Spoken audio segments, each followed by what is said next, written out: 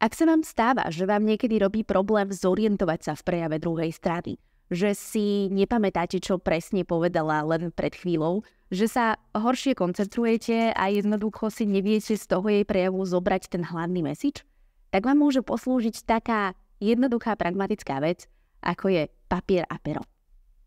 Možno ste už niekedy videli tzv. Konsekutívne tlmočenie, kde tlmočník používa takýto notes a do neho si zapisuje slovíčka a kľúčové frázy, ktoré mu pomôžu pripomenúť, o čom to ten speaker, ktorého tlmočí, hovoril, čo má byť hlavná pointa, ako tie veci spolu súvisia, aby ich dokázal potom zrozumiteľne a dobre previesť poslucháčom, ktorí jemu ako originálnemu speakerovi nerozumejú.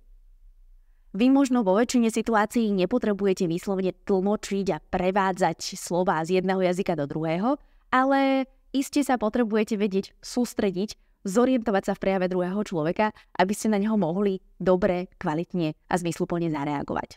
No a v tom vám môže pomôcť nie nutne úplne klasická tlmočnícka notácia, ale obyčajný papier a pero, na ktorý si urobíte také poznámky, ktoré skutočne pomôžu vášmu lepšiemu porozumeniu.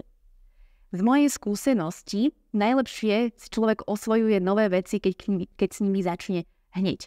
Takže dajte si ešte minútku teraz a skúste si nájsť nejaké krátke video v angličtine, alebo si pustite len prvú minútu nejakého videa, zoberte si po ruke pero a papier a na neho si napíšte kľúčové slová, ktoré by vám pomohli si lepšie zapamätať, o čom to video bolo, a ktoré by vám pomohli, keby na vás tento speaker rozprával teraz naživo, tak na ňo zareagovať. Aké slovo by vám mohlo pomôcť vytvoriť otázku alebo vytvoriť komentár k tomu, čo povedal a posilniť tak schopnosť reagovať na ňo. Pretože o tom komunikácia je.